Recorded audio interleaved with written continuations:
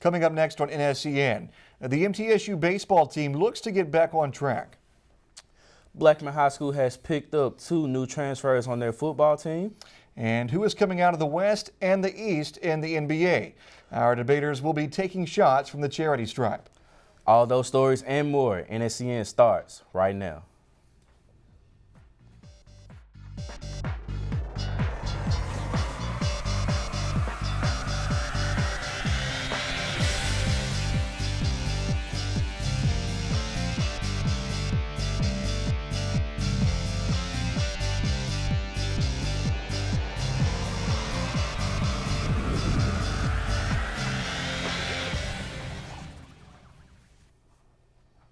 Good evening, I'm J.R. Smith. And I'm Anthony Sanders. Welcome to NSEN.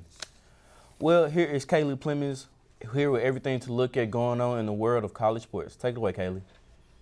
Thank you, Marthany and JR. Well, the MTSU softball team traveled to Nashville to take on in-state foe Belmont. Looking to get back on track, the Lady Bruins would take an early 1-0 lead in the bottom of the first. The Lady Raiders had a great chance to get the runs in and take the lead in the fourth, but a fly out to left field left all 3 runners stranded. The Lady Bruins would add 5 more runs in the 6th inning and would go on to beat the Lady Raiders 6-1. The Lady Raiders record now is 12-20 on this season. The MTSU baseball team looked to avoid being swept by Old Dominion over the weekend. That's right, the Blue Raiders jumped to an early advantage and they had 2 home runs and scored 5 runs in the first inning. Old Dominion led by scoring 2 runs in the 3rd and 4th innings to trail. 4-6 Middle was hitting everything in sight as they expanded their lead in the game. MTSU won the game 17-6. They also had 5 home runs in the game. That was by Ryan Kemp. The last time they hit was Minnie in 2008. The Blue Raiders will host Belmont this Tuesday. The MTSU men's tennis team played 2 games over this weekend. The Blue Raiders faced Virginia Commonwealth University for their first game. The matches were close as both teams were there at the matches. Max Roch, clinched the win for MTSU by winning his match in 3 sets. Middle played William and Mary for their second game. The Blue Raiders trailed early. However, they came back to beat William and Mary 4-3. The matches MTSU will be hosting East Tennessee State University on Wednesday.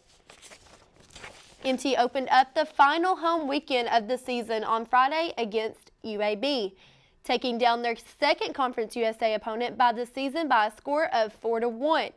Junior standout Sarah Sadiri was honored after final home match Sunday morning. The Lady Raiders finished the regular season 9-13. Your Blue Raiders will end the regular season in Mobile, Alabama on April the 14th in South Alabama. The Lady Raiders will go up against Troy. April 15th against Conference USA Women's Tennis Championship is scheduled for April the 20th through the 23rd, hosted by North Texas. MTSU outdoor track has broken in its 2nd school record this season and are continuing to win. On the women's side of the track, Janet Championship, Agnes Blue, Loveth Adia, Abik Agiabi broke school record for the second time this season in the women's 4x40 meter relay with a time of 3 minutes, 35.76 seconds. Your Blue Raiders continue its outdoor season campaign by traveling to Clarksville next weekend to compete at the Austin Peay Invitational. Only a selected few for MT will be taking part in this. SAC relays in Torrance, California. Keep up with both meets following NSEN on Twitter. MTSU will have their spring blue and white game this Saturday, April the 15th. Coach Rick Stockstill and the Blue Raiders have been practicing hard, and they are gearing up to show the public just how well that they are doing. This game is played between the offense and the defense, and this is to showcase the MT football team and for all the fans to get geared up for the 2017 season. Quarterback Brent Stockstill is coming out strong at practice, and Coach is very impressed. What will be in store for the Blue Raiders? Stay tuned, MT10 fans. Blue Raider football fans, it's April, which means that we're only 2 weeks away from seeing a couple of Blue Raiders getting drafted. One player in particular will be making an appearance on the NFL Network. Running back Atavius Mathers will appear on NFL's Network, their morning show, Good Morning Football, on April the 17th. Mathers arguably had the best pro day of all of MTSU prospects at their pro day, running a 4.41 40-yard dash and notched 21 bench press. Is considered a late-round pick on even an undrafted free agent. Former MTSU basketball standouts Reggie Upshaw and Ja'Cory Williams will participate in a scouting combine as they attempt to realize their pro dreams. Williams and Upshaw will be in the Portsmouth Invitational Tournament. This tournament is to showcase for seniors wanting to play in the NBA and Europe. Williams capped off a year in which he won the Conference USA's Player of the Year and Newcomer of the Year awards. Williams also made the team All-Conference USA team. Upshaw finished one of more prolific characters in MTSU history and finished fourth in points scored and fourth in rebounds. Upshaw played and started the games in MTSU history. Former University of Memphis basketball players Dedrick and KJ Lawson will be transferring to the University of Kansas. The Lawson brothers, who are a product of Memphis at Hamilton High School, came to Memphis in 2014 after recruited by Josh Pastor, who now coaches at Georgia Tech. KJ Lawson averaged 12.3 points and 8.1 rebounds per game this year. After tearing his Achilles this freshman year, Dedrick led the Tigers in scoring with 19.2 points, 9.1 rebounds, and 3.3 assists per game this year. Dedrick Lawson will have 2 years of eligibility left after sitting out the 2016 and 2017 season, while KJ will also have 3 if he cannot get in the NCAA waiver for a 6th year of eligibility. San Diego State coach Steve Fisher decides to retire. Fisher was best known for his 9-year stint at the University of Michigan, where he led the Wolverines to a national title in 1989 as the interim coach. He took over fully the next year and put together what we know now as the Fab Five, where they would go to the national title game in 1992 and 1993. Fisher took over San Diego State in 1999 and built the Aztecs into one of the best programs on the West Coast. Fisher ends his career record at 571 and 290. Navy, Alabama, Memphis, and Pittsburgh will headline the 4th annual Veterans Classic. Alabama, Memphis, and Pittsburgh will get a look at life at the Naval Academy, including a tour of the yard, watching noon meal formation, and eating lunch with the brigade at King Hall. First game will be Alabama against Memphis, followed by Pittsburgh and Navy on November the 10th. NCAA women basketball star senior Kelsey Plum was voted a player of the year, along with roasting other awards and records. In her 4 years at Washington, Plum became the all-time leading scorer in the NCAA with 3,527 points. She also broke the 33-year-old record for 3 throws made in a single season with 912. During her senior season, Plum was named an unanimous first-team All-American, the Pac-12 Player of the Year, and set the Pac-12 record for most points in a game with 57. The list goes on and on for one of the most accomplished players in NCAA history. Plum will have a chance to take on her talent to the next level, as she is expected to be the #1 pick of the San Antonio Stars. Kansas guard Frank Mason III was named the winner of the John R. Wooden Award as the nation's top player. Mason, a senior, averaged 20.9 points, 5.2 assists, and 4.2 rebounds per game and led the Jayhawks to the Elite 8.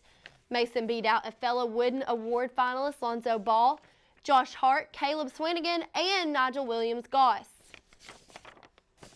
Well, that's all that has to go with college sports this week, guys. Let's throw it back over to the desk with JR and Marthany. Thank you, Kaylee. Well, coming up on NSEN, we'll take a look at the District 7 AAA race in baseball and softball. And we'll also see how well some of football's next generation of stars rank in the top 247 for the 2019 class. That and more. Do not go anywhere.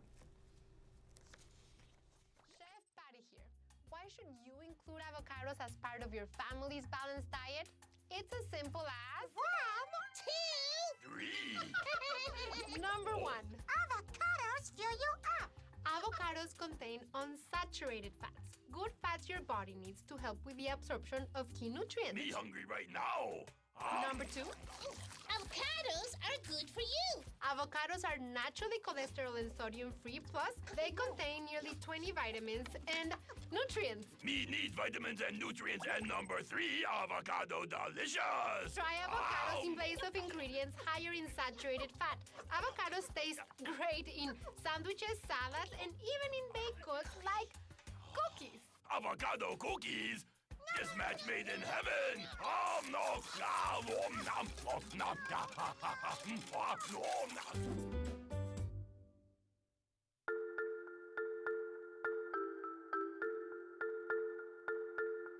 This is your new kitten, or your new puppy. Every day, 70,000 puppies and kittens just like them are born in the U.S. Cute, right? Well, what's not cute is that half of all litters are accidents. And when a kitten has a litter of oopsies and a puppy has a litter of uh-ohs, pretty soon you have thousands and thousands of OMGs. And that leads to millions of pets being killed in shelters each year. But if 80% of pet owners say they believe in spaying and neutering, then what gives? Well, it turns out those sweet little fuzzballs can get pregnant sooner than you think. A lot sooner. But here's the good news. You can stop the accident before it happens. You just have to remember one number. 4, as in 4 months. When you bring home Maggie or Ruby or Puddle or Clyde, get them fixed at 4 months. It can be old enough to get pregnant, and it's definitely young enough to make a difference. Prevent more, fix at month 4.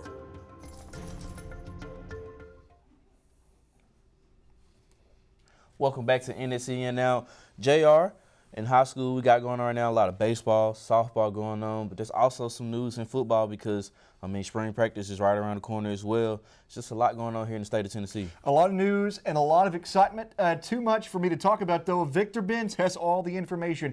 Here he is with your high school sports report. Victor. Thanks, guys. High school baseball in Murfreesboro is heating up as the month of April rolls along. Siegel took on Riverdale in their 3-game series, and Riverdale pulled the upset in Game 1. But behind Siegel's strong pitching and clutch hitting, the Stars were able to win the next 2 games.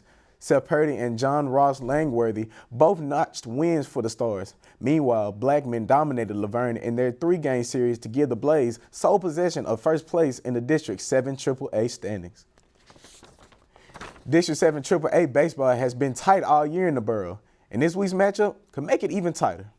A 3-game series between Riverdale and Smyrna on Monday through Wednesday.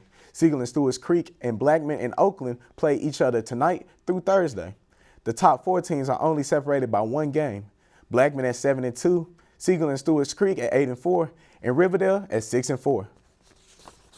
Blackman has received 2 new transfers to their football program. The Blaze have landed former Davidson Academy quarterback Stone Norton and former Franklin Road Academy standout Adonis Ote. Both Norton and Ote are incoming juniors. As a sophomore, Norton was 169 for 268 for 2,637 yards, 25 touchdowns to just 9 interceptions. He was ranked number 10 in passing yards among Nashville area quarterbacks. Ote is 6'1" and 168 pounds and is expected to make an impact on both sides of the ball, at wideout and defensive back. The Blaze went 9-4 last year and made the quarterfinals of the 6A playoffs. 13 high school football players, including 9 from the Nashville area and 3 from Memphis, were among 247 sports' inaugural top 247 rankings for the class of 2019. Here's a closer look at a few of the Nashville area athletes. Siegel's defensive end Joseph Anderson is a 4-star prospect and has 15 offers from D1 schools, including Alabama, Georgia, Notre Dame, and Tennessee. Independence's wide receiver Kendall Scurry is a 4-star Tennessee commit who has had 58 receptions for 977 yards and 16 touchdowns last season. And finally, Blackman's wide out Trey Knox is also a 4-star prospect who hauled in 54 receptions for 669 yards and 10 touchdowns last season. The Riverdale girls track team took first place while both Blackman girls and boys team took second at the Hopkinsville Invitational track meet this past weekend. In girls action, Blackman's Tanayla Gordon and Riverdale's Emma McLean both won 2 events. Gordon was first in the 200-meter dash and long jump. She was also part of the 4x200 relay team who finished first. McLean was first in the mile and 2-mile run. Riverdale's Anastasia Hayes was second in the 100 and 200-meter dash. Hayes was also a part of the 4x200 and 4x400 relay teams who finished second. The Lady Warriors finished with 132.5 points, while Blackman finished with 88.5 points. In boys action, Blackman's Charles Bennett and Cameron Warner had big meets. Bennett won the 800 run and Warner won the mile run, and both were on the Blaze 4x800 relay team that finished first. Blackman's 4x200 and 4x400 relay team finished second. West Creek's boys finished first with 113 points, and Blackman also finished the day in second place with 86 points. Well, that's all I got for high school this week. Back over to you guys at the desk. Thanks, Victor. Still ahead on NSEN. Who is the best team in the nation? Our debaters give their insight. And Ashley McBee has news from Pro Sports. We'll be tossing the ball to her right after the break. Everyone deserves to have a decent place to live. Everyone. Todos. When a future homeowner partners with Habitat for Humanity to build or improve a home, they build a better future for themselves and their families. For my family. Para po sa pamilya ko. Por mi familia. With a little help, we all have the potential to stand on our own. Through shelter, we empower. Visit habitat.org to provide help to families like these today. Time is the one thing that we want more of as a St. Jude parent. Without the donors, I wouldn't have my Audrey. El que San Jude no cobra ni un centavo para nosotros significa quitarnos todo ese estrés, esa preocupación y podernos enfocar en nuestra hija. That was the first thing I was like, how are we gonna do this? When they told us that we didn't have to pay a single bill, I was like, wow. They pretty much have saved us. They take care of our housing. They take care of our food. In addition to the best medical treatment that my daughter could ever have. So it allows me to focus on my daughter and getting her better.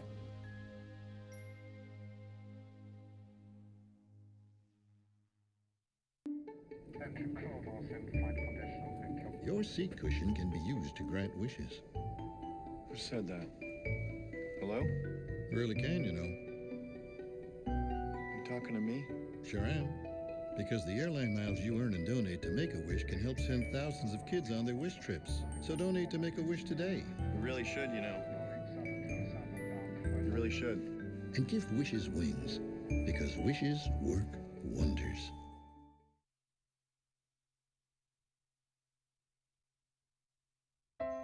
I never imagined this would be your first home.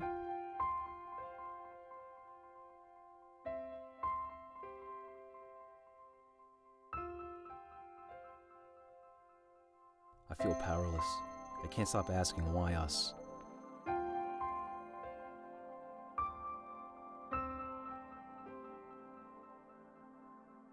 I just want to hug and kiss you and never let go.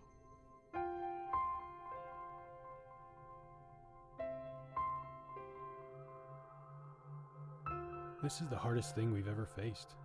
I know it's even harder on you.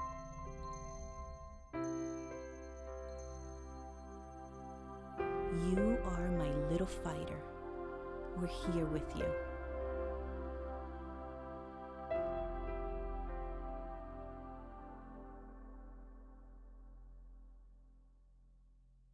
I believe in you.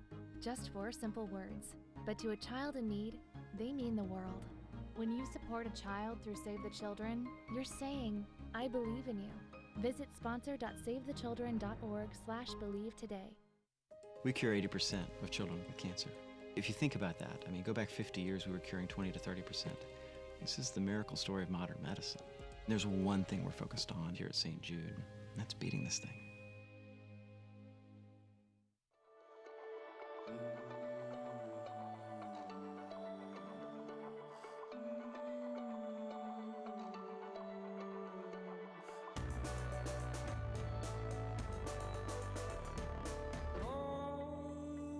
Suppose now sure she makes the sun seem deep in the North Sea.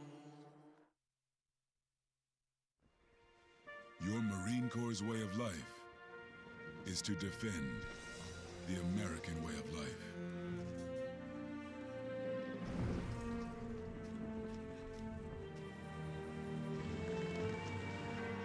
Every day, we take a stand for our nation, for each other, for us all. The few, the proud, the Marines.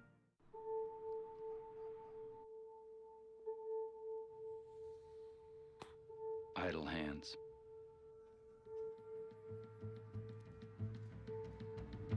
They say they're the devil's workshop. But give idle hands a place to go, a purpose, and they're capable of amazing things.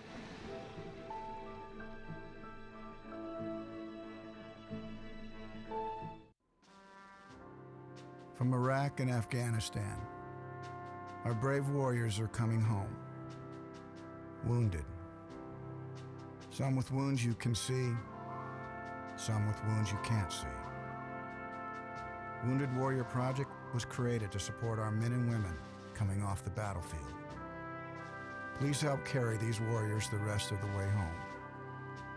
Get involved at woundedwarriorproject.org.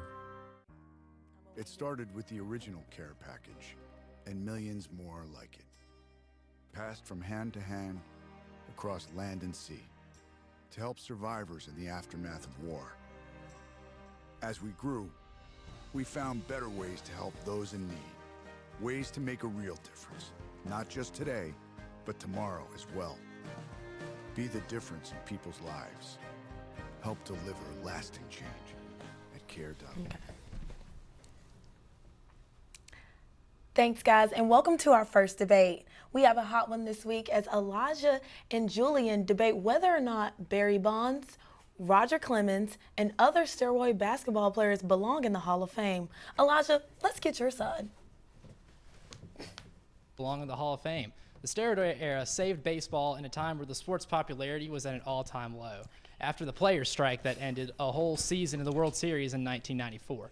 It was the most prosperous time in MLB history and provided the league with some of its greatest and most memorable moments, and the game owes it to these guys the credit they deserve, even though there is some controversy and baggage. Well, what about you, Julian? I think that the inclusion of players who have used steroids would absolutely taint the Baseball Hall of Fame. Like, I feel like it has already tainted the sport as a whole. I feel like that steroids is cheating. It gives players an unfair advantage and is, when you've got guys like Ken Griffey Jr. and John Smoltz who are amazing, their entire season and their entire career, all by themselves, no steroids, and to have guys like Roger Clemens and Mark McGwire and Barry Bonds in there with them when they cheated to get the talent that they supposedly had, I think that's wrong. But it's only cheating if you get caught, right? Oh, No. here's the funny thing. Cheating They is didn't cheating. test. That's wrong. MLB has banned the substances since 1990, but they didn't test for it till 2005. So did the MLB really care that these guys were cheating when they were making the league millions of dollars? I mean, after the players' strike in 1994, MLB owners lost out on an estimated $500 million. The year after that, they lost over $800 million. The MLB didn't care if Mark McGwire, Sammy Sosa, and Barry Bonds were hitting 60, 66, 70 home runs. They were bringing the sport back. Major League Baseball didn't care about their morals and their cheating while they were winning and getting all these ratings and making all this money. So you're saying cheaters can win? I mean, they did. And at the same time, if you really care that much about abusing these substances, why are you waiting until 2005 to test for it? Why didn't you realize, oh, Mark McGwire just got really big one off season. Oh, Barry Bonds isn't skinny anymore. Let's go test him here in 1998. They waited almost a whole other 10 years after the McGwire-Sosa home run chase to even test anyone. Elijah, I'm sorry, but I really don't care what the MLB's decision was on testing or not testing. They're the ones keeping him out. It's wrong. You take steroids and you get big, and then all of a sudden you get great. I'm going to ask you a question about Pudge Rodriguez. Oh, yeah. Okay. So before 1996, his highest total of home runs hit was like 10. And then all of a sudden, from 1996 to 2002, he hit 19 home runs or more all of those seasons. After that, he only did it one more time. And I really do feel like that is only because of his steroid usage, which if you've seen the guy before 1996, it is fairly obvious that that guy was juicing. Now, you say that. You say it's fairly obvious. But I want to go ahead and show you how many tests Ivan Rodriguez failed. How many drug tests he failed in Major League Baseball? 0. He did not fail a drug test. Because he was smart. Accused. He was accused of taking these drugs. And in America, we are innocent until proven guilty. Elijah, why are we going to keep guys out of the Hall of Fame if we can't prove? Said himself that he saw and he put the needle in Ivan Rodriguez's arm himself. And Jose Canseco has yet to be wrong about something like that. Oh, in that same book, he talked about a home run that Pudge Rodriguez hit in Game 6 in the 2002 NLDS. The series didn't go 6 games. Jose Canseco has lied plenty of times. He got indicted for perjury when we had trials and court hearings about this. So if Jose Canseco's hearsay is the only thing we have against Ivan Rodriguez, I don't think it's enough to keep him out. All right, Elijah, I've got another question for you real quick. He has all the questions tonight. Who is the background on your cell phone right now? It is Ken Griffey Jr. Okay. He does belong in the Hall of Fame. He's in the Hall of Fame. Barry Bonds deserves to be in the Hall with Ken Griffey Jr., who, again, is the background on your cell phone. True. Do you feel like he deserves to be in there with Ken Griffey when Ken Griffey Jr. played all the seasons he played completely clean, hit over 40 home runs in a season 7 times, Elijah? 7. I would also like to add another fun stat. Barry Bonds also never tested positive for performance-enhancing drugs. Wait, neither is Ken Griffey Jr. Jr. You're not going to answer the question? What question? The question is he the background on my phone? Because he definitely is. And do I feel like Barry Bonds should be in there? Absolutely. There's not a player that's hit more home runs than Barry Bonds in the history of the MLB. I want to throw out some names for you. And you tell me if you've heard of any of these guys. Bobby Estelela, Armando Rios, Tom House, Wally Joyner. So you're saying that these steroids make them better athletes, which is better for the program of baseball as a whole. So we should be happy they're using steroids. So why don't everybody use steroids if they're so great? I wouldn't say happy. I'm not condoning the use of steroids, but I'm condoning the use of Major League Baseball. But if they're getting into the Hall of Fame and staying there, you're condoning the use of steroids. I'm just saying, if they made the league that much money, and the MLB Hall of Fame is a physical demonstration of the league's history, we still, here's the thing. O.J. Simpson has a bust in the NFL Hall of Fame. Are we condoning murder? We're not. This isn't church. This is the Hall of Fame. Elijah, that is well and beyond this is one of the greatest eras. Use of steroids. This is one of the greatest eras in baseball history. That is absolutely ridiculous for you to even compare the two. Are we talking about morality in Hall of Fame? That's illegal. A guy commits killing murder. People. That is absolutely That's very ridiculous. illegal. I'm sorry that you even tried to compare the two. But OJ got off, though. That is true. So are you saying that OJ's okay? Because he got off. It wasn't proven that he did it. And here's the thing. There's only going to be about 5 or 6 of these steroid guys that get in. And there was at one point where, here's how long we've been doing performance-enhancing drugs in baseball. One of these guys, Tom House, that I mentioned, the nobody that has admitted to using steroids, was a pitcher in the 1970s. In a San Francisco Chronicle interview, he claimed that at least 6 or 7 pitchers in every pitching staff were juicing up. This was in the 70s. We've been doing this for a while. People have been juicing for a long time. I don't know why we focused on Elijah, again, I'm going to say this to you because you continue to bring that point up. I do not care. You can tell me that Babe Ruth was on steroids way back in the day, and I'm not going to care. Okay. Because it is wrong. Okay, guys. Well, neither of y'all are going to make it to the Hall of Fame debating like this, but we're going to send it back to Martha Nee. Thanks, Marissa. Still to come on NSEN. Russell Westbrook made history while Kevin Durant returned from injury. We'll discuss those stories and much more when we come back.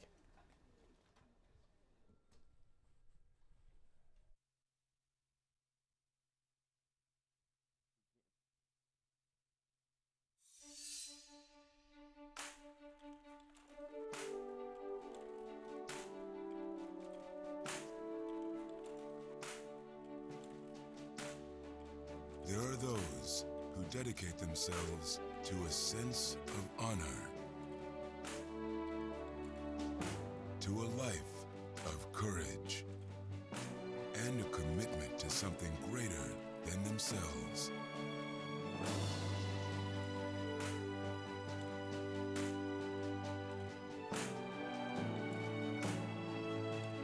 They have always defended this nation and each other. They still do.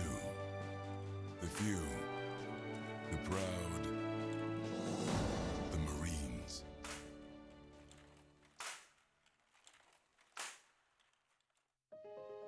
As a mother, you don't want to have to worry about this bill is coming, but then she needs this chemo.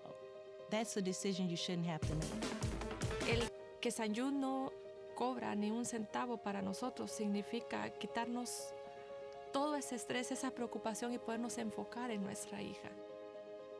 That was the first thing I was like, how are we going to do this? When St. Jude told us that we didn't have to pay a single bill, I was like, wow, they pretty much have saved us.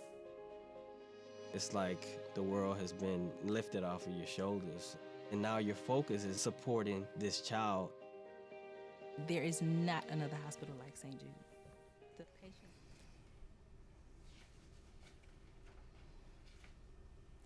Welcome back to NSEN.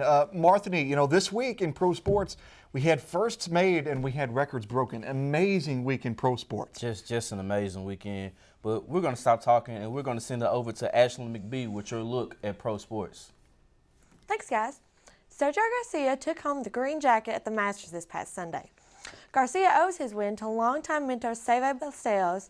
Sunday was the late mentor's 60th birthday. Garcia and his family believe Ballesteros helped from above. After being awarded the notorious green jacket, Garcia stated, "I'm sure he helped a little bit with some of those shots and some of those putts." The champ and his family believe Ballesteros. It was no coincidence he won on Seve's birthday. This was Garcia's first major win.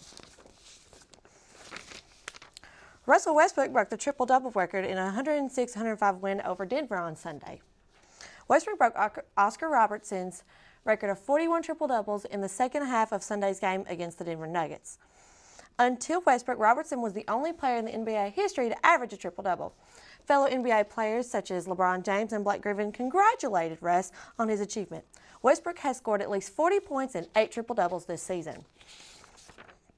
Giants catcher Buster Posey took a 94-mile-per-hour fastball to the head on Monday. Posey was struck by an 0-1 pitch with 2 outs in the first and immediately went down. Giants athletic trainer examined Posey, saying he had a minor concussion, but he should be just fine.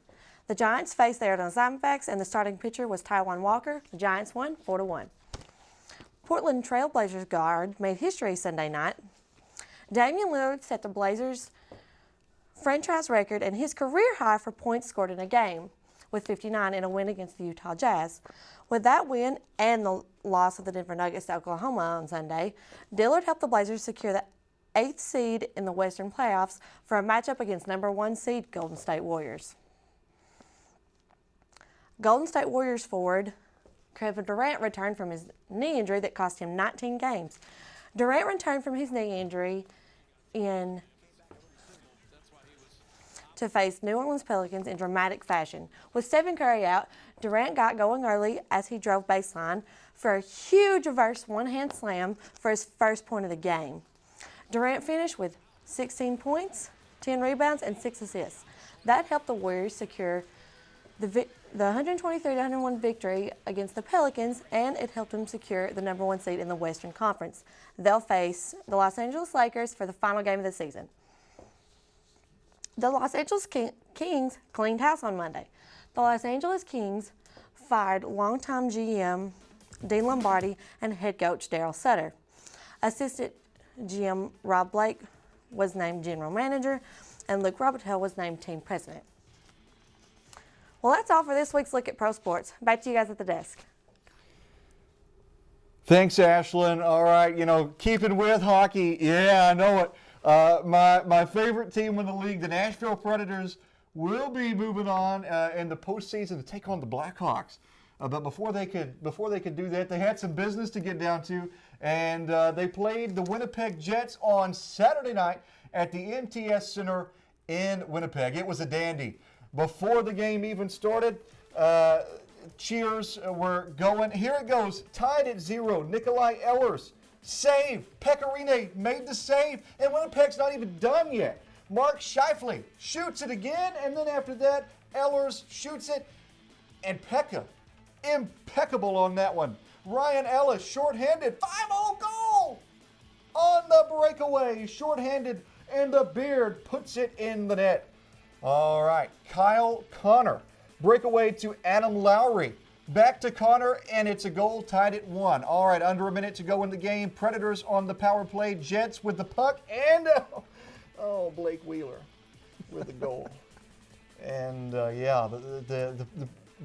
Jets took what would have been a first-round matchup for the Predators against the Anaheim Ducks and made it against the Chicago Blackhawks. Bummer. Yeah, really sad. But going with the Blackhawks, they also played on Saturday night. And they took on the Los Angeles Kings. And there's the famous Kings announcer, Bob Miller, retiring after tonight's game. Big shout out to him. All right, we get going. Jonathan Toews, bet you heard of him before. Wrap around, and it's a goal. 1-0, starting off the game. All those bandwagon Blackhawk fans in the audience cheering for that one. Jeff Carter, breakaway. Corey Crawford with the wall. I mean, he's standing up straight on that one. Jeff Carter again. We just talked about him. Short-handed, double save by Corey Crawford. He's the man that night. Well, he was the man then. He won't be for very long. You'll see right here, Tyler Toffoli on the one-timer. Goal! Power play goal for the Kings, and it's tied at 1. All right, but Chicago is not done. Artemi Panarin from Patrick Kane, and it's a goal, 2-1. Jonathan Quick was slow on that one, and the Blackhawks have the lead. Under a minute to go. Dustin Brown, the captain, and it's tied at 2 apiece. Bob Miller is cheering in celebration, but the game's not over. Don't get too happy yet. We're going to overtime.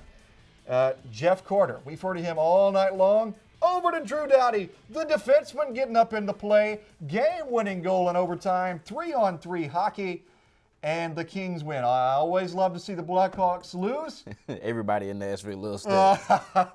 Hopefully we'll get to see the Blackhawks lose even more during the next 2 weeks. All right, going from the ice to the field, we have baseball. And going from the playoffs to one of the more losing teams in sports, we go to the Braves. They're playing in Pittsburgh against the Pirates. Freddie Freeman. It's going. It's going. It's gone! Freddie Freeman with a home run. And there he's going all the way to home base, but he's not done. At the plate again, Freddie Freeman. On the other side, that's long enough. It may even hit the bridge. I don't know. Home run again to right field on that one. Starling Marte to left field. Jace Peterson, he's going to catch it. Oh, wow. That's a bad miss. That's going on the not top 10 plays. Harrison scored on that one. The next one's a grounder. There it is. David Freese out at second. Gregory Polanco, though. He's back. Oh, yeah. All my brothers and sisters out there. He is happy with that one. All right. The Tyler Flowers, grounder to third base. Adam Frazier mishandles it, and Nick Markakis scores on that one. We have one more play for you. Marte, deep ball to center field, and it's a walk-off home run. You're going to be hearing this a lot this season. The Braves lose. Tough one for the Braves, a team who, for years we've known to be contenders out there in the NL East and perennial playoff team. Keeping on in the diamond, we're going to go to another team who was kind of similar to the Braves, always in the playoff picture in the NL Central with the St. Louis Cardinals, Nationals taking on right here. And it started out pretty good for the Cardinals at first. As you see here, Tanner Rook on the mound. And Colton Wong right here off the wall brings it in right there. Cardinals have a 2-1 lead. Now coming up right here, Rain White right there with the pitch.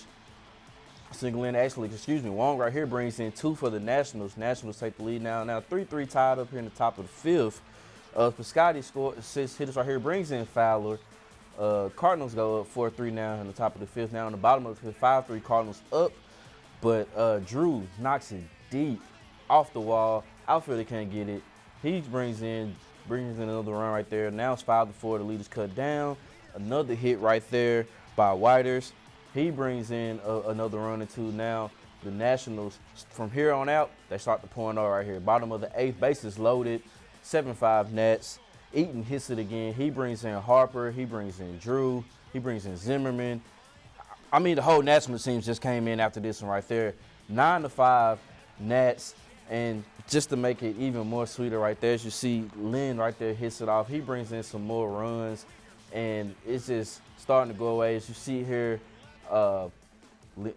Harper off the hit right there. Bad play by the second baseman. He mishandles it. Some more runs comes in. Now it is 14-5 Nats. And as you see here, watch this Cardinal fans right here. Just that sums up the game right there. 14-6 Nationals over the Cardinals. Now, we're going to take it up north to Detroit as the Boston Red Sox took on the Detroit Tigers. And this was a pitcher's duel right here between Chris Sale and Justin Verlander. See you guys warming up right here. Here we go, top of the second right here. Verlander pitched it off, and Young gets a hit right there to get on board right there. He gets a double. A few batters up right here. Holt on the plate. Knocks it in right there. Gets through. Sacrifice. But that's okay. We got a board up there. Boston Red Sox up 1-0 on the top of the second. But now, bottom of the sixth. Kinsler with that deep home run, 412 feet. Think about that. That is deep. Ties the game up at 1 apiece. Now in the bottom of the eighth, Castillo right there hits it off right. And this is another sacrifice fly. He brings in one. He brings in one right there in. And that would be the final score right there. Tigers will win the rubber match 2-1 against the Boston Red Sox. Great picture right there. You see the save right there by the closer right there, Rodriguez. Like I said, Tigers go on to win 2-1. Thunderous victory there for that team. And speaking of the Thunder, we heard history about what Ashlyn told us. Now we're going to look into those full highlights right here. Oklahoma City Thunder against the Denver Nuggets. You see right there Russell Westbrook laughing it up because he feels like this is going to be the day. This is going to be the day right here. Nuggets up by 7. Nice move by Westbrook. Cuts the lead down to 5. You see that Oklahoma City fan right there in the corner cheering it on. Another bucket right here by Russell Westbrook for 3. Knocked down. It's easy right there. Now the lead's cut to 2. They're going to review that, but it counted as a 3. Going on until late right here in the second quarter, excuse me. Nice defensive stand right there by Kyle Singler. Westbrook starts the fast break, and when you do work on defense, you get paid on offense right there. Reward. Nice underneath layup right there by Kyle Singler. Thunder still down. Nuggets starting to come out right here with Danilo Gallinari started draining threes. That's 1 right there from Gallo. Can we make it 2? Oh, yeah. Gallo right there with another 3. Nuggets up big right now. Now they're up 9. But Russell Westbrook, another assist right there to end this cannon. Nice move by the big fella. I think that's number 8 right there for Russell. And then here's the one. Samaje Christian on the corner. Knock it down. That is the record right there, folks. 42nd triple-double of the season. But the Thunder still have work to do. Down by 8. Gallinari again right there. Nice move. Passes out there to Jerkic. Puts it in. And it seems like that the Nuggets have it, but it's not over with yet. Russell Westbrook gets his 47th point right there. And then for point number 50 at the buzzer. Oh, it's good. Not only do you get a triple-double, a record-setting triple-double, you get 50 points, 16 rebounds, and 10 assists by Russell Westbrook. Hey, and if you thought that was good, well, we still got a whole lot more coming up. Coming up on NSEN, our debaters tell us who they think has the toughest path to the championship in the Eastern Conference. And Pickles are back. Stay tuned. It's going to be good. Chef Patty here. Why should you include avocados as part of your family's balanced diet? It's as simple as 1, 2, 3. Number 1. Avocados fill you up. Avocados contain unsaturated fats, good fats your body needs to help with the absorption of key nutrients. Me hungry right now. Number 2. Avocados are good for you. Avocados are naturally cholesterol and sodium free, plus they contain nearly 20 vitamins and nutrients. Me need vitamins and nutrients, and number 3, avocado delicious. Try avocados in place of ingredients higher in saturated fat. Avocados taste great in sandwiches, salads, and even in baked goods like cookies. Avocado cookies? This match made in heaven. Oh, no.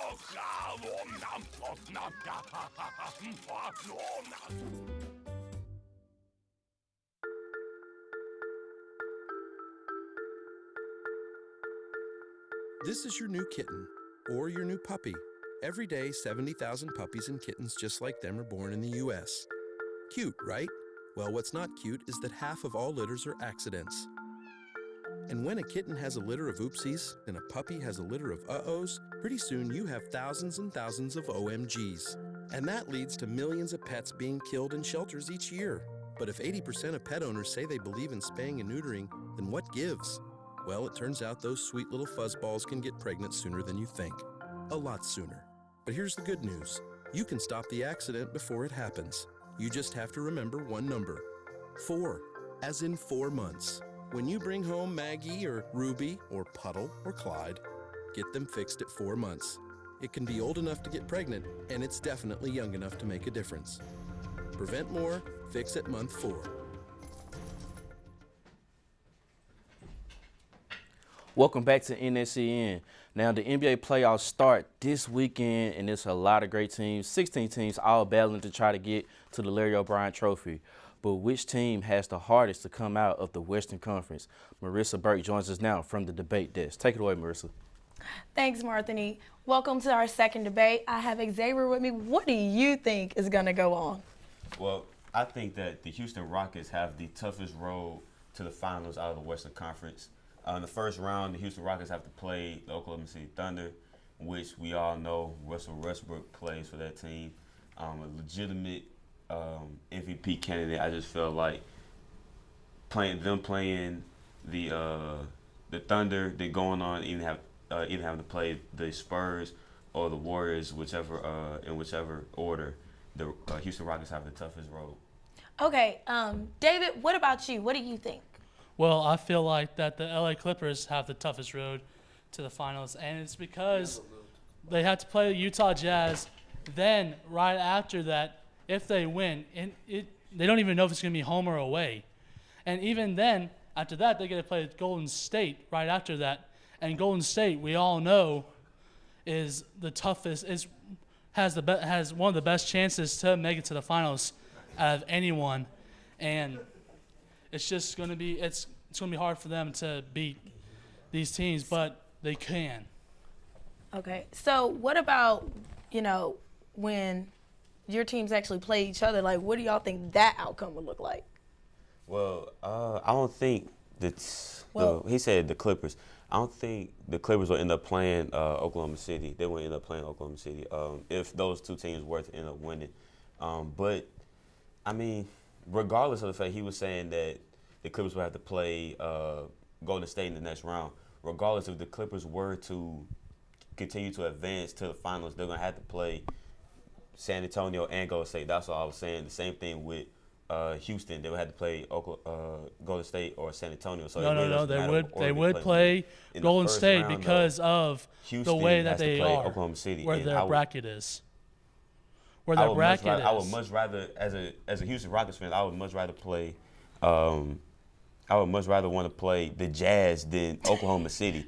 I mean, what are you talking about? Westbrook, Oklahoma City only has one good player, and that is Russell Westbrook.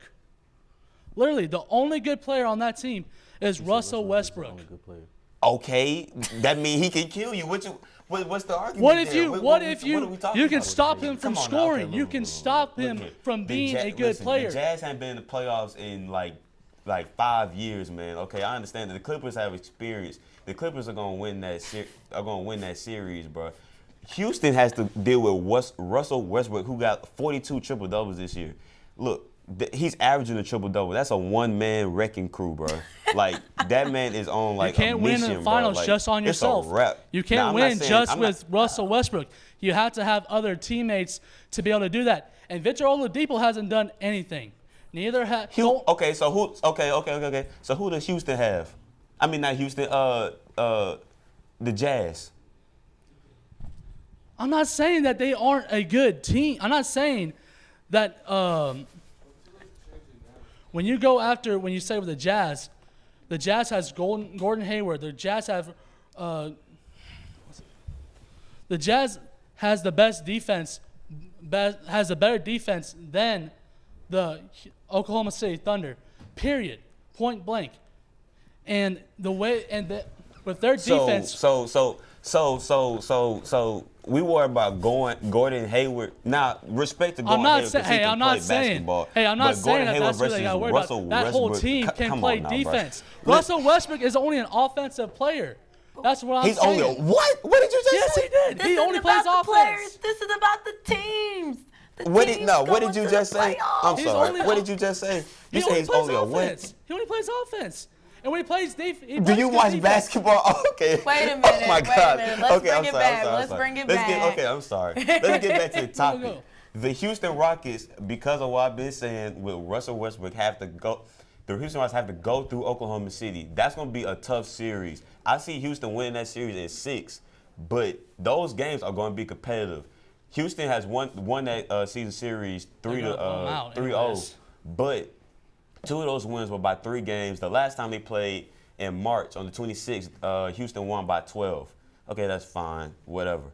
We got 7 games with Russell Westbrook coming down full speed. You got Enes Kanter, Steven Adams, Victor Oladipo. You got a couple perimeter shooters out there. I think the Rockets, because they don't play defense as well as the Clippers do. What if their shots don't go down? What if the other players' shots don't go down? What's going to happen? I mean, they're going to lose. We're talking about who has the. But that happens all the time. We're talking about who has the toughest road to the finals, though. You saying the Clippers have the toughest road to the finals? The Jazz, they got to play the Jazz. The Clippers would, I'll tell you right now, they would much rather play the Jazz than Oklahoma City right now because Oklahoma City is high. They're still going to beat them. Oklahoma City is high right now. So are you saying that, was it the Spurs are cold? Is that what you're saying? No, I'm saying that the Thunder are on a roll right now and they're going to play Houston. I'm saying the Clippers would much rather play the Jazz than Oklahoma City right now because, once again, Russell Westbrook is coming. Okay, well, the road to the end of this debate is over, so we're going to send it to Martini. Martini? Thanks, guys. Still ahead on NSEN. We're not done with the NBA playoffs. We're going to take a look at what's going on over in the Eastern Conference as well. We'll be right back after the break. Everyone deserves to have a decent place to live. Everyone. Todos. When a future homeowner partners with Habitat for Humanity to build or improve a home, they build a better future for themselves and their families. For my family. Para po sa pamilya ko. Por mi familia. With a little help, we all have the potential to stand on our own. Through shelter, we empower. Visit Habitat.org to provide help to families like these today. Time is the one thing that we want more of as a St. Jude parent. Without the donors, I wouldn't have my Audrey. El que St. Jude no cobra ni un centavo para nosotros significa quitarnos todo ese estrés, esa preocupación y podernos enfocar en nuestra hija. That was the first thing I was like, how are we gonna do this? When they told us that we didn't have to pay a single bill, I was like, wow. They pretty much have saved us. They take care of our housing. They take care of our food. In addition to the best medical treatment that my daughter could ever have. So it allows me to focus on my daughter and getting her better.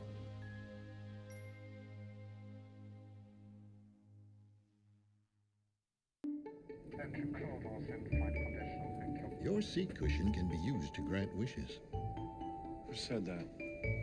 Hello? Really can, you know. You talking to me? Sure am. Because the airline miles you earn and donate to Make-A-Wish can help send thousands of kids on their wish trips. So donate to Make-A-Wish today. You really should, you know. You really should. And give wishes wings. Because wishes work wonders. Welcome back to NSEN. Now, earlier you just heard about what's going on over in the Western Conference. Now we're going to take a look at what our debaters are going to discuss about over in the Eastern Conference. And right now we have Ashlyn McBee over at the debate desk. Take it away, Ashlyn. Thanks, Marthany. I'm here with Victor Benz and Lamonte Solomon, and they're going to give you their takes on who's going to have the hardest road to the Eastern Conference playoffs. Victor, what do you think? Honestly, what I think is Washington Wizards, they're definitely going to have the hardest road to the playoffs. That 4-5 matchup is always the toughest one because, you know, they're so evenly matched. And the Washington Wizards, they're going up against a tough Atlanta Hawks team. They're just coming off a big win over the defending champion Cleveland Cavaliers this past weekend. So they're going to take that momentum alone just off of that one win to this series. So if they're able to even get past the Hawks, they'll probably have to play Boston Celtics or the Cleveland Cavaliers in the second round, and I really don't see them doing that.